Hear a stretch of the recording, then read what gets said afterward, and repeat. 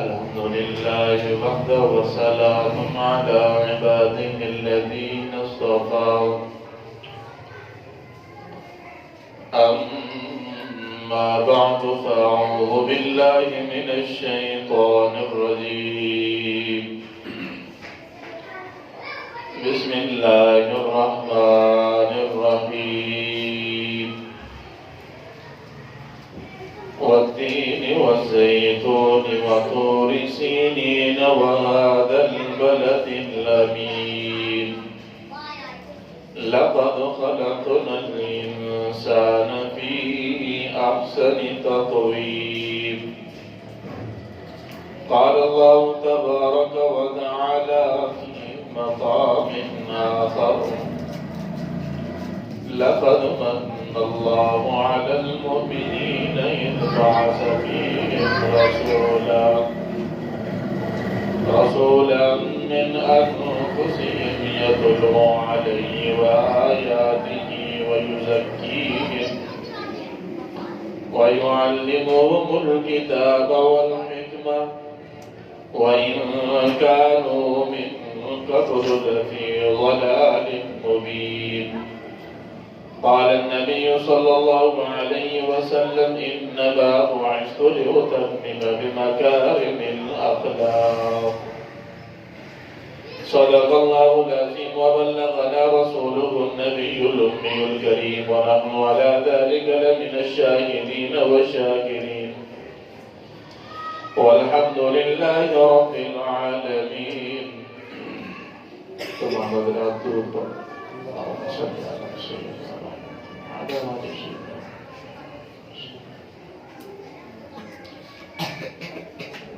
قابل صد احترام معزز محترم سامعین زیباکار، آج آپ کی اس مسجد میں پہلی دفعہ حضرت مولانا صہیب احمد صاحب کے حکم پر آپ حضرات سے ملاقات کا شرف حاصل ہو رہا ہے۔ دعا گو کہ اللہ تعالی ہم سب کو اسی طرح اپنے دین کی خاطر اس دنیا میں بار بار مل بیٹھنے کی توفیق عطا فرماتا ہے۔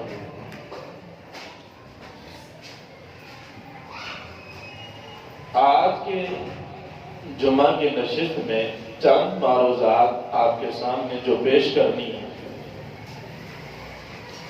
وہ یہ جو آیات کریمہ میں نے تلاوت کی ہیں انشاءاللہ انہی کے ضمن میں رہیں گی۔ پہلی بات تو یہ کہ میں آپ کے جذبات اور احساسات سے نہ واقف ہوں اور آپ میرے انداز گفتگو سے نہ واقف ہیں یقیناً، لیکن جب ہم دونوں طرف سے کچھ کوشش کریں گے تو جلد ہی ایک دوسرے کو سمجھ جائیں گے۔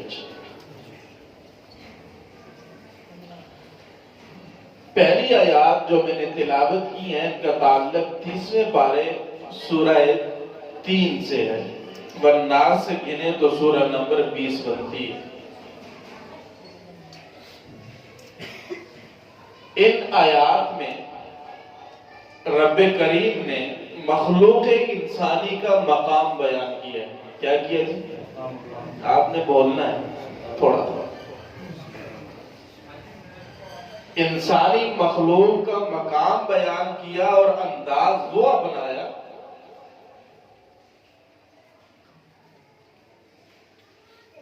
کہ اگر یہ انداز اللہ کی ذات نہ اپناتی تو پھر بھی ہمیں اسی طرح اس پر یقین رکھنا تھا، ایمان لانا فرض تھا،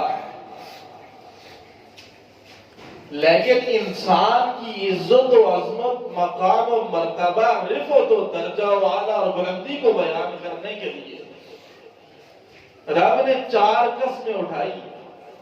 کتنی؟ کس کا مقام بیان کرنے کے لیے؟ انسان کا۔ فرمایا والتین پہلی قسم، والزیتون دوسری قسم، وطور سینین تیسری قسم، وَهَذَا الْبَلَدِ الْأَمِينَ چوتھی قسم۔ مولانا صہیب صاحب کی محنت سے پتہ چلتا ہے کہ آپ عربی سے بھی تھوڑا کچھ واقف ہوں گے کیونکہ ان کی کلاس ترجمے کی بڑی مشہور ہے تفسیر کی۔ لاقد، یہ لام بھی تحقیق کا ہے، قد بھی اگر ماضی پر آ جائے تو معنی میں اور مضبوطی پیدا ہو جاتی ہے، تاکید پیدا ہو جاتی ہے۔ فرمایا خلقنا الانسان، چار قسمیں اٹھائی، حالانکہ ہمیں بغیر قسم کی بھی اسی طرح ماننا تھا جس طرح ہم دوسرے احکام بیان کرتے ہیں۔ جیسے رب نے ہمیں حکم دیا اقیم الصلاۃ، نماز پڑھو، کہیں نہیں یہ فرمایا کہ میں قسم اٹھاتا ہوں تمہارے کو نماز فرض کی گئی ہے، کہیں نہیں فرمایا کہ میں قسم اٹھاتا ہوں تمہارے اوپر زکوٰۃ فرض کی گئی ہے، میں قسم اٹھاتا ہوں تمہارے اوپر حج فرض کیا گیا ہے۔ لیکن جب باری انسان کے مقام اور مرتبے کی آئی تو میرے رب نے چار قسمیں اٹھانے کے بعد فرمایا خلقنا الانسان فی احسن تقویم، ہم نے انسان کو اچھی صورت میں پیدا کیا ہے۔ سوال انسان اپنے ذہن میں کر سکتا ہے اللہ تو خالق ہے، تو مالک ہے، ہم مخلوق ہیں، تو پیدا کرنے والا ہے، ہمیں پیدا کیا گیا ہے۔ اللہ تیرا مقام اور مرتبہ تو بہت بلند ہے، مخلوق تو ساری تیری ہے، بلکہ بعض کتب میں لکھا گیا ہے 18,000 عالم پیدا کیے گئے ہیں، 18,000 اتنی بڑی مخلوق ہے، لیکن رب نے انسان کے مقام کو بیان کرنے کے لیے چار قسمیں اٹھائیں۔ اللہ تو یوں بھی تو بیان کر سکتا تھا جن بھی تیری مخلوق، فرشتہ بھی تیری مخلوق، نورانی بھی تیری مخلوق، سارے تیرے مخلوق ہیں۔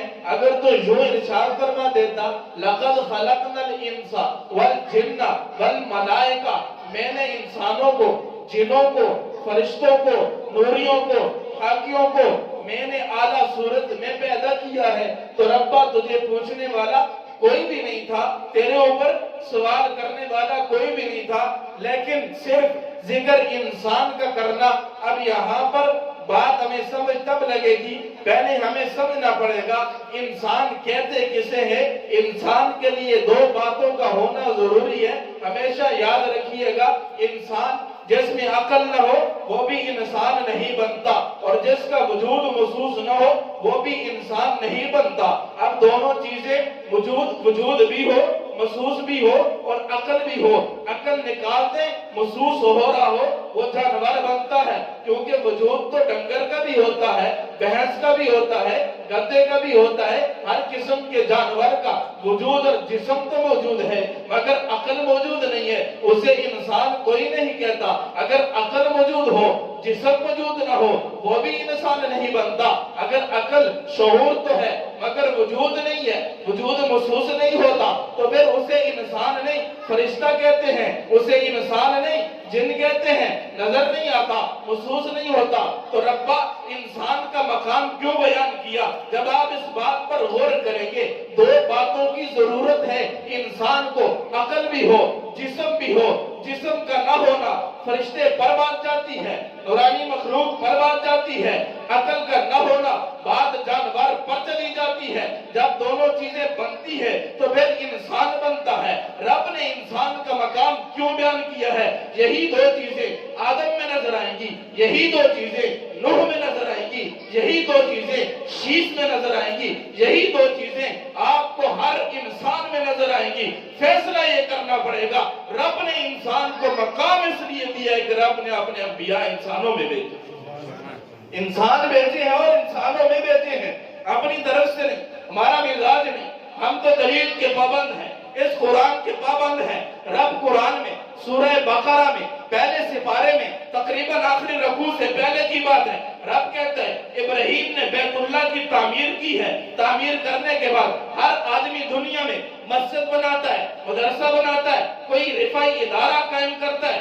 سکول ہو، اکیڈمی ہو، کالج ہو، یونیورسٹی ہو، ہر آدمی کو افراد کی ضرورت پڑتی ہے کہ اس کو چلائیں گے، اس کے نظام کو پھیلائیں گے، اس سے لوگوں کو فائدہ ہو، اس کو آباد کریں گے۔ مسجد تعمیر ہوتی ہے، انتظامیہ والوں کی कोशिश होती है इमाम भी अच्छा हो, खतीब भी अच्छा हो, कुरान भी अच्छा पढ़ता हो, बयान भी अच्छा करता हो, फिर क्यों कि मस्जिद की आबादी चाहिए। मस्जिद में लोग आएंगे, उसकी तिलावत सुनेंगे, लोग ज्यादा आएंगे, लोग बयान सुनेंगे, लोगों को फायदा होगा, मस्जिद आबाद होगी। रब के हुक्म से इब्राहिम अलैहिस्सलाम ने बैतुल्लाह की तामीर की है। तामीर होने के बाद वही अंदाज अगर आपके हैं तो इब्राहिम के भी थे कि बैतुल्लाह तो रब्बा तेरे हुक्म से बन गया, अब इसे तामीर भी कर, अब इसे आबाद भी करना है, इसकी रौनकें भी बहाल करनी है। इन रौनकों को बहाल करने के लिए अल्लाह एक रसूल अता फरमा। उसके लिए रब ने अल्लाह के नबी इब्राहिम अलैहिस्सलाम ने फरमाया रब्बना वबअस फीहिम रसूलन मिनहुम, इनमें से कौन है मक्का वाले, ये जो मुसलमान नहीं बल्कि ये जो लोग हैं इंसान हैं, अल्लाह मिनहुम इनमें से नबी भेज, रसूल भेज। अब वो मक्का में जो मौजूद थे, मिसाल के तौर पर अर्ज कर रहा हूँ, मक्का में मौजूद थे जिनमें से इब्राहिम ने जिस नबी के लिए दुआ की, मुझे बताओ वो जिब्राइल का लश्कर था, वो इस्राइल का लश्कर था, वो इसराफील का लश्कर था? नहीं नहीं मेरे भाइयों, मेरा नबी जब बैतुल्लाह को आबाद करने के लिए रब के हुक्म से आया तो मेरे नबी के सामने मदे मुकाबल में आने वाला जिब्राइल था, इस्राइल था? नहीं नहीं, उनके मुकाबले में मोहम्मद रसूलुल्लाह के मुकाबले में आने वाला अबू जहल है जो इंसान है, अबू लहब है जो इंसान है, मेरे नबी का बाप है जो इंसान है, वालदा है जो इंसान है, खानदान है, कुंबा है, फिर मेरे नबी की 4 बेटियां हैं और फिर आगे नवासियां हैं। तो ये समझ आती है रब्बना वबअस फीहिम रसूलन मिनहुम, उनमें से भेज रब्बा, जिस तरह उनके खानदान है, कौम है, कबीले हैं, इलाके हैं, मुल्क है, सल्तनत है, जो उसका भी खानदान हो, बीवी हो, बच्चे हो, तो रब ने मोहम्मद रसूलुल्लाह भेजकर बताया कि नबी इंसान होता है। नबी क्या होता है? इंसान होता है। तो मैं आज ये कर रहा था, रब ने हमें ये नेमत अता की, फरमाया लक़द खलक़नल इंसान फी अहसनि तक़वीम, मैंने इंसान को अच्छी सूरत में पैदा किया है। इंसान, आपका मेरा हुस्न क्या, मेरा और आपका हुस्न क्या, इस कायनात को हुस्न अता हुआ है मोहम्मद के हुस्न से अता हुआ, मोहम्मद के हुस्न से अता हुआ है। आप सल्लल्लाहु अलैहि वसल्लम का मकाम और मर्तबा क्या है? पहले एक अकीदे की बात समझिए भाई, हमारा अकीदा है ला नुफर्रिकु बैना अहदिन मिर रुsul, हम किसी नबी की तफरीक, बोले भाई, हम किसी नबी की तफरीक नहीं करते, हम किसी नबी की शान को कम नहीं करते, हम किसी नबी के इनकारी नहीं है। हमारा ईमान जिस तरह मोहम्मद रसूलुल्लाह पर है, इसी तरह हमारा ईमान आदम अलैहिस्सलाम पर भी है, नूह अलैहिस्सलाम पर भी है, तमाम अंबिया पर हमारा इजमाली ईमान है। इजमाली ईमान ये है जितने भी नबी दुनिया में अल्लाह के हुक्म से आए, कैसे? मलका विक्टोरिया के हुक्म से नहीं, किसके? अल्लाह के हुक्म से। नबी करीम सल्लल्लाहु अलैहि वसल्लम तक उसके बाद की बात अमल नहीं करते। ईसा अलैहिस्सलाम आएंगे लेकिन हम मोहम्मद के बाद नबी किसी को नहीं मानते। मैं अर्ज कर रहा था जितने भी अंबिया आदम से लेकर ईसा तक, ईसा अलैहिस्सलाम से लेकर मोहम्मद रसूल तक, सारे अंबिया हम हर नबी के ऊपर ईमान लाते हैं, लेकिन शरीयत मोहम्मद रसूलुल्लाह की पे चलते हैं। शरीयत, इताअत, इत्तिबा, फरमाबरदारी किसकी भाई? मोहम्मद रसूलुल्लाह की। हम किसी नबी की तफरीक के कायल नहीं। लेकिन अब अल्लाह ने एक बात बयान फरमाई सूरह बकरा में 3 सिपारे की पहली आयत में, फरमाया तिलका रुसुलु फज़्ज़लना बाज़हुम अला बाज़ मिनहुम मन कल्लमल्लाह, मैंने अपने रसूलों में से बाज़ रसूलों को बाज़ों पर फजीलत दी है, मकाम दिया है, मर्तबा दिया है, बढ़ोतरी दी है, आला शान दी है। अब ये बात समझिए, जब रब कहता है मैंने आदम को और आदम अलैहिस्सलाम के साथ दूसरे अंबिया को, हर नबी को किसी न किसी नबी पर फजीलत अता की है। मूसा अलैहिस्सलाम को तौरात दी है, ईसा अलैहिस्सलाम को किताब दी है, दाऊद अलैहिस्सलाम को किताब दी है, और इसी तरह हजरत मूसा अलैहिस्सलातु वस्सलाम कलीमुल्लाह हैं, रब के साथ बातें करने वाले हैं। اختصار سے عرض کرو، میرے رب نے موسیٰ کے ساتھ بات کی، کیا کی جی؟ بات کی، کلیم اللہ بنے، یہ ایک مقام انہیں حاصل ہو گیا۔ لیکن وہی موسیٰ کہتا ہے اے اللہ میں تیری زیارت کرنا چاہتا ہوں، دیدار کرنا چاہتا ہوں۔ فرمایا موسیٰ یہ کام نہیں ہو سکتا۔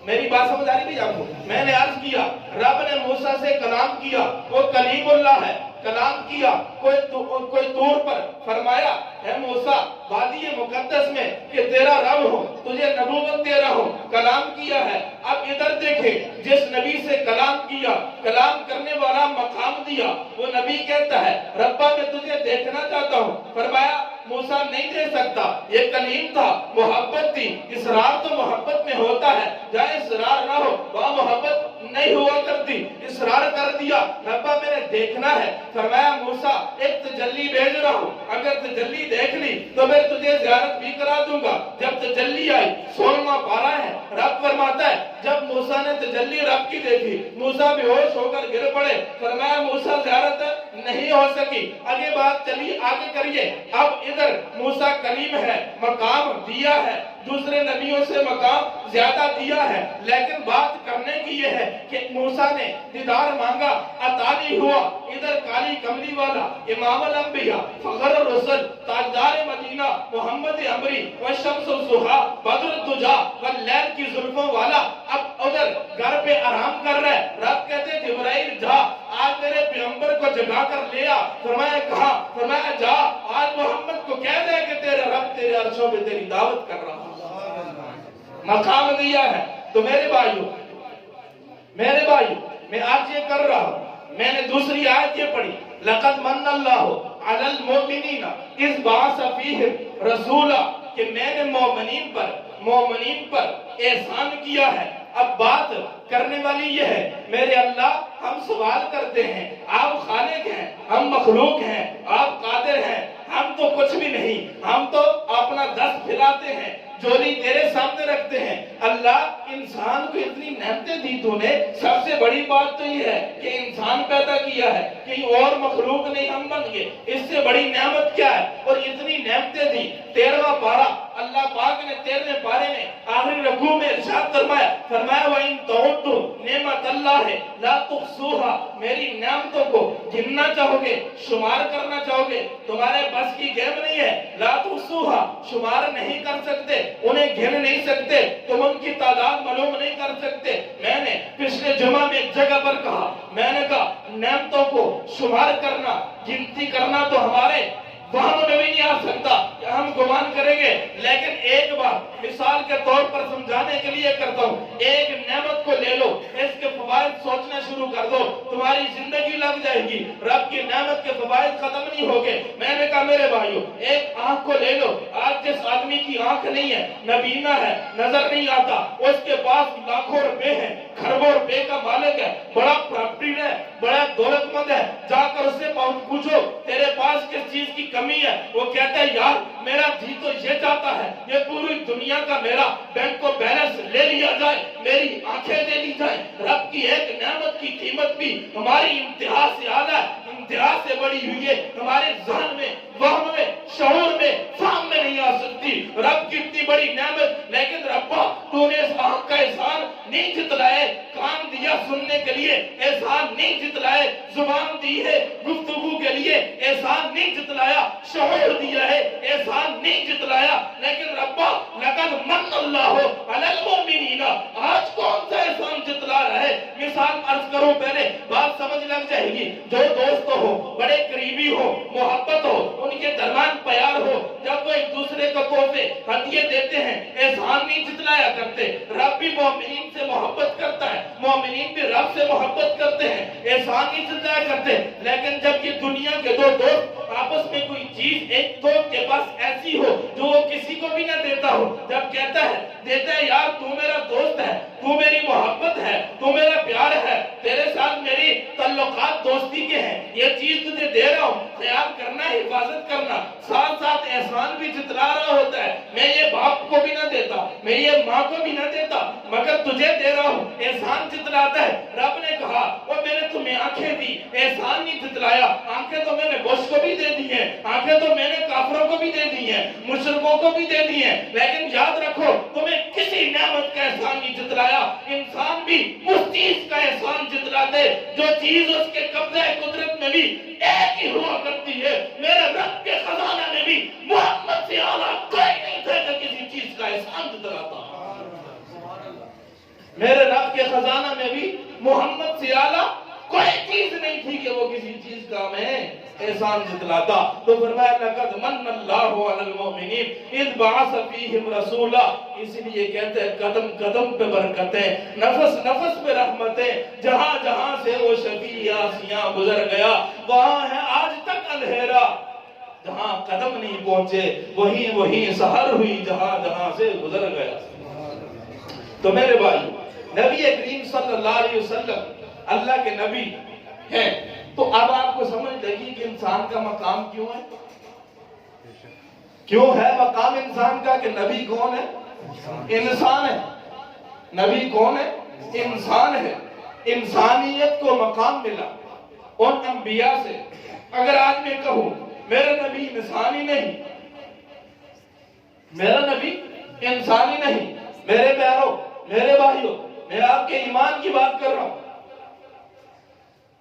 بعضوں کا فجر کی نماز کے بعد مسلمانوں کا طرز ہے قرآن پڑھنا، اشراق پڑھنا، ہاں جی ذکر و اذکار کرنا، لیکن ماحول ایسا بگاڑ دیا گیا ہے، کئی ساتھی ہوں گے جو رکشہ چلاتے ہوں گے، کئی ساتھی ہوں گے جو گاڑی چلاتے ہوں گے، ڈرائیوری کی فیلڈ میں ہوں گے، لیکن چوکوں پہ کیا ہو رہا ہوتا ہے آپ نے کبھی غور نہیں کیا؟